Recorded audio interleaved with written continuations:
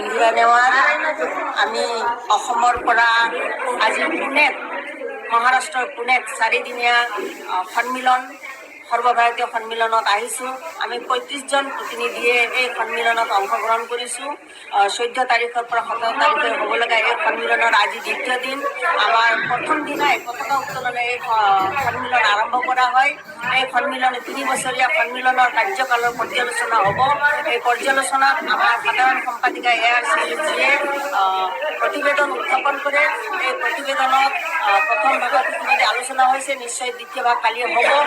কিন্তু বৰ্তমানৰ পৰিস্থিতিয়ে, ৰাজনৈতিক পৰিস্থিতি, বৰ্তমানৰ বিজেপি চৰকাৰৰ পৰিস্থিতিয়ে আজি এই নতুন শিক্ষা নীতিৰ আহিছে, নতুন শিক্ষা নীতিৰ প্ৰভাৱ পৰিছে।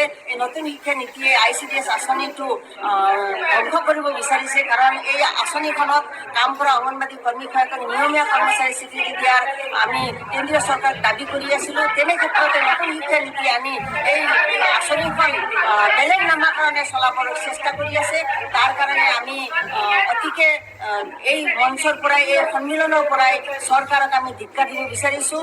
আৰু কাৰণ এই কাম কৰি থকা অংগনবাড়ী কৰ্মী সহায়িকাই যোৱা বাজেট অধিৱেশন হৈছে, বাজেটত, কেন্দ্ৰীয় বাজেটত কোনো মাননি বৃদ্ধিৰ কোনো প্ৰস্তাৱ লোৱা নাই।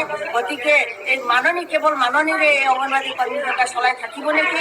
আজি যি শিশুসকলক মানৱ গঢ়া এগৰাকী কৰ্মী সহায়িকাই সেৱা আগবঢ়াই থাকিব নেকি? এই ক্ষেত্ৰত নিশ্চয় আকৌ আৰু দুদিনীয়া সন্মিলন আছে। সন্মিলনৰ পৰ্যালোচনা কৰি আৰু প্ৰস্তাৱ গ্ৰহণ কৰিব। ইতিমধ্যে NAP, নতুন শিক্ষা নীতি, নতুন পেঞ্চন নীতি, ইতিমধ্যে নতুন শিক্ষা নীতি বাতিল কৰাৰ প্ৰস্তাৱ লয় আৰু বিশাল এটা আন্দোলনৰ মাধ্যমেৰে এই নতুন শিক্ষা নীতি বাতিল কৰাৰ চেষ্টা চলাব। নিশ্চয় আমি অসমৰ পৰা সৰ্বাধিক অংশগ্ৰহণ কৰি এই নতুন শিক্ষা নীতি